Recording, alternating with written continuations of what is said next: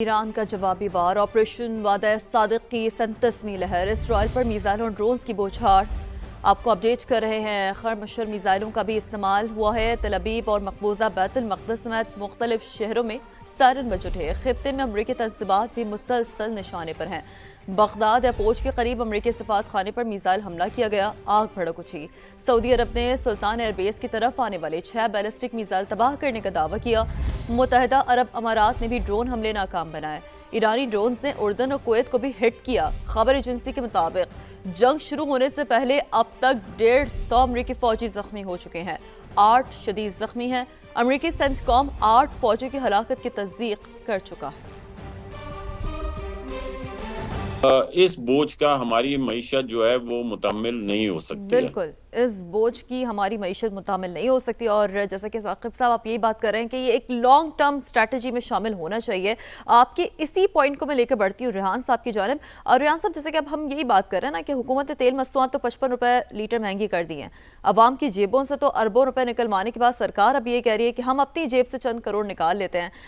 ثاقب صاحب تو کہہ رہے ہیں کہ ڈیفینیٹلی ایک اچھا فائدہ ہوگا، لیکن یہ فائدہ اب ایک لانگ ٹرم اسٹریٹجی پلان میں ہونا چاہیے۔ آپ کیا سمجھتے ہیں، کتنا فائدہ پہنچے گا عام آدمی کو، اس کا کتنا ریلیف ملے گا؟ دیکھیے، آپ 100 روپے بڑھا کر اور اس میں سے 10 روپے کم کر دیں اور 90 روپے کر دیں تو یہ کوئی کمی تو نہ ہوئی۔ آپ ہی کے چینل پہ گفتگو کرتے ہوئے آج سے کل یا پرسوں میں نے یہ کہا تھا کہ آپ کے پاس ایک ماہ کا ذخیرہ ہے، اور وہ ذخیرہ یقینی طور پر پرانی قیمت کا ہے، تو رمضان کا خیال کرتے ہوئے اور خاص طور پہ عید سر پہ ہے، لوگوں نے عید کے لیے بھی کچھ نہ کچھ خریداری کرنی ہوتی ہے، تو آپ اس پرانے سٹاک کو جو کہ پرانی خرید کا ہے اس کا ریلیف عوام کو دیں، اور جب نئے سٹاک آ جائے، نئی خرید کا پیٹرولیم مصنوعات آ جائیں تو پھر آپ دام بڑھا دیں۔ دیکھیے، میں دام بڑھانے کو غلط اقدام نہیں کہہ رہا ہوں۔ ایسا نہیں ہو سکتا کہ کوئی حکومت 300 روپے کی کوئی چیز خریدے اور 250 کی بیچے۔ اس سے ماضی میں جو تجربات ایسے کیے تھے تو اس سے تو ہم دیوالیہ ہی ہوئے تھے۔ میں اس کے خلاف نہیں ہوں، لیکن میں صرف اس چیز کے خلاف ہوں کہ اگر آپ کے پاس پرانی خرید پڑی ہوئی ہے تو کم از کم، اور رمضان بھی ہے، تو کچھ دن کا ریلیف گورنمنٹ دے سکتی تھی جو اس نے نہیں دیا۔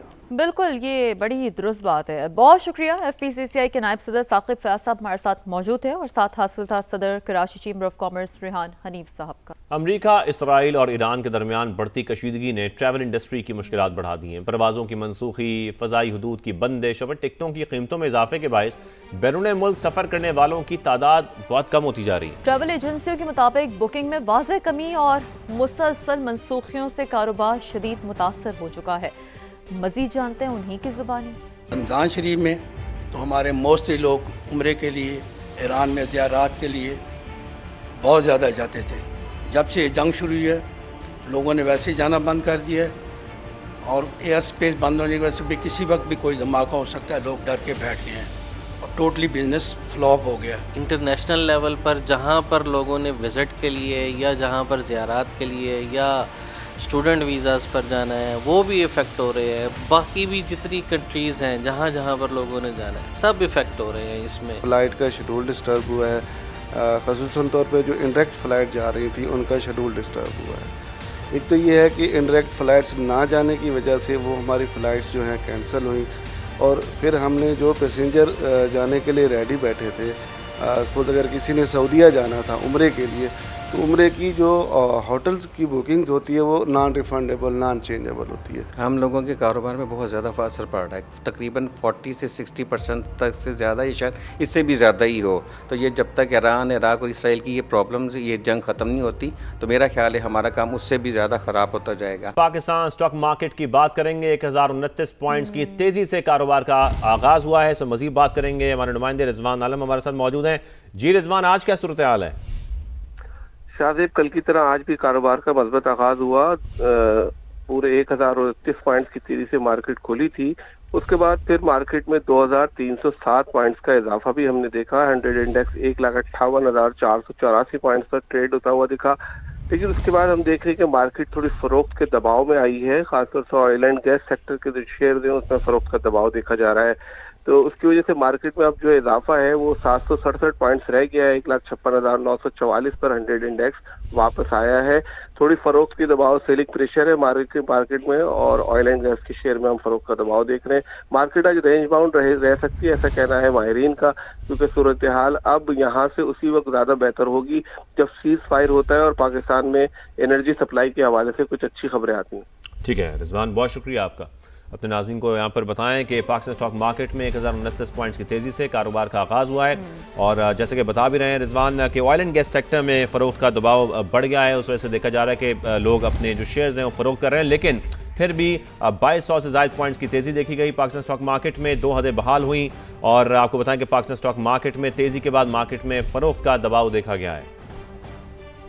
तो जनाब आगे बढ़ते हैं और बात हो रही है डिजिटल इंकलाब की। 5G स्पेक्ट्रम की नीलामी का पहला मरला मुकम्मल हो गया है, हम सब ने देखा बड़ी कामयाबी के साथ, और उम्मीद की जा रही है कि इसी साल ही इस्लामाबाद समेत 5 शहरों में 5G सर्विस शुरू हो जाएगी। श्री बिल्कुल, ये बहुत बड़ी कामयाबी है। इसी पर बात करने के लिए हमारे साथ मौजूद है वफाकी वज़ीर इंफॉर्मेशन टेक्नोलॉजी शिज़ा फातिमा साहिबा। शिज़ा साहिबा, बहुत शुक्रिया and congratulations on the successful, माशाल्लाह जिस तरीके से हमने देखा पूरा इवेंट हुआ।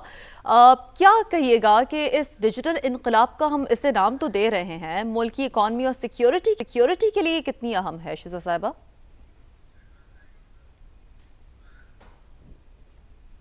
बिस्मिल्लाहिर्रहमानिर्रहीम, बहुत मेहरबानी। हमारे जो टारगेट्स हैं इकोनॉमिक ग्रोथ के और नेशनल सिक्योरिटी के, ये दोनों टारगेट्स के लिए बहुत इसेंशियल था कि ये स्पेक्ट्रम ऑक्शन बेहतरीन तरीके से और सक्सेसफुली होता। हमारी जो इस वक्त 274 मेगाहर्ट्ज़ की एक स्पेक्ट्रम अवेलेबिलिटी थी वो अब कम थी। पिछले चंद सालों में 25% से ज़ायद जो है वो डेटा यूजेज पाकिस्तान में बढ़ा। हम देख रहे हैं कि हमारी आबादी भी उसी तरह बढ़ रही है और डिजिटल फर्स्ट जनरेशन जो है वो बड़ी हो रही है। तो जो इंटरनेट की उसकी जो कंजम्पशन है वो ज़्यादा होती गई। इसी तरह इमर्जिंग टेक्नोलॉजीज़ की वजह से हमें जो है वो ज़्यादा बैंडविड्थ की, ज़्यादा कंप्यूट की ज़रूरत है। तो उन तमाम चीज़ों को मद्देनज़र रखते हुए मेरे ख्याल से कि ये जो ऑक्शन है ये हमारी नेशनल इकॉनमी और नेशनल सिक्योरिटी दोनों के अंदर अपना भरपूर किरदार अदा करेगी। इस वक्त high speed, resilient, reliable, ubiquitous access to internet जो है वो एक हुकूमत पाकिस्तान की, प्राइम मिनिस्टर साहब की एक अवलीन तरजीहात में से है। चाहे आज तालीम है, सेहत है, कारोबार है, रोज़गार है, सनत है, आपकी ज़राअत है, इसकी बुनियाद जो है आज इंटरनेट के ऊपर है। तो हमें उम्मीद है कि आने वाले वक्तों में आप डिजिटल इकॉनमी में इसका एक इनकलाब आता हुआ देखेंगे कि ऑक्शन जो है जिससे 4G जो है इंशाल्लाह आप मैनी फोल्ड्स बेहतर होता देखेंगे और 5G पहली दफ़ा पाकिस्तान आता देखेंगे। उससे शिज़ा साहिबा, पाकिस्तान में इंटरनेट स्लो होने के बहुत ज़्यादा लोग शिकायत भी करते हैं, और अब ये एक्सपेक्ट हम कर रहे हैं कि 5G के आने से इंटरनेट की जो रफ्तार है वो तेज़ हो जाएगी। ये तो हमें समझ आता है, लेकिन ज़रा ये भी समझाएगा कि मईशत पर इसका मुस्बत असर किस तरीके से पड़ेगा? आम जो ITU के जिस तरह नंबर्स हैं, अगर 10% इंटरनेट पेनिट्रेशन बेहतर हो तो 2% GDP पे इम्पैक्ट आता है। इसी तरह हम देखते हैं कि अगर जो 1% अडॉप्शन है, मज़ीद डिजिटल ट्रांसफॉर्मेशन अगर आप करें तो जो आपकी लेबर प्रोडक्टिविटी है वो 0.26% बढ़ जाती है। तो ये जो नंबर्स हैं इस वक्त हमारे लिए बड़े क्रिटिकल हैं। आप जानते हैं कि एक्सपोर्ट जो है और वो पाकिस्तान की अगेन जो मैक्रो इकोनॉमिक स्टेबिलिटी है उसके लिए बिल्कुल एक बैकबोन का किरदार है। तो इस वक्त आप देख रहे हैं कि हमारे टेक एक्सपोर्ट्स मुसलसल बढ़ रहे हैं, मगर ये इंटरनेट जो है आज ये टेक एक्सपोर्ट से बहुत बढ़कर है। जैसे आपने कहा, ये सिर्फ इंटरनेट की बात नहीं है कि आपके फ़ोन का इंटरनेट बेहतर हो जाएगा, ये पूरी की पूरी मईशत के लिए जो है ये उसका एक बुनियादी किरदार है। कोशिश ये है कि हर शख्स के वेरीफाइबल क्रेडेंशियल्स, आपकी डॉक्यूमेंटेशन, आपका शनाख्ती कार्ड, आपके एजुकेशन, हेल्थ के तमाम जितने रिकॉर्ड्स हैं वो वेरीफाइबल आइडेंटिटी के साथ अटैच होके आपके मोबाइल फ़ोन में आपको अवेलेबल हों। उससे क्या होगा, कल जब आप कारोबार रजिस्टर करेंगे तो आपको कारोबार आसानी से रजिस्टर होगा। हम वहाँ पे डेटा एक्सचेंज लेयर के तहत डेटा इंटरऑपरेबिलिटी क्रिएट कर रहे हैं। पूरी हुकूमत, फेडरल गवर्नमेंट को हमने जो है किया है उससे उसमें एफिशिएंसी और ट्रांसपेरेंसी आ रही है। तो इन तमाम चीज़ों की जो बुनियाद है وہ انٹرنیٹ ہے، اور access to high speed internet جو ہے وہ آپ انشاءاللہ دیکھیں گے کہ آنے والے وقتوں میں ہر شعبے میں بہتری لائے گا، ہماری پر کیپٹا پروڈکٹیوٹی کو بہتر کرے گا، اور اس سے ہمیں پوری دنیا میں جو ہماری اکنامک کمپیٹیٹیونیس ہے اس کو برقرار رکھنے میں مدد اچھا شہزاد صاحبہ، چونکہ آپ زیادہ بہتر جانتی ہیں پاکستان میں یوتھ سکلز کے بارے میں، تو کیا آپ سمجھتی ہیں کہ ہم بلاک چین اور اے آئی جیسی ٹیکنالوجی کی صنعتوں میں ترقی یافتہ ملکوں کے شانہ بشانہ تو بہرحال نہیں ہے، لیکن کم از کم ان کے قریب آ سکیں گے؟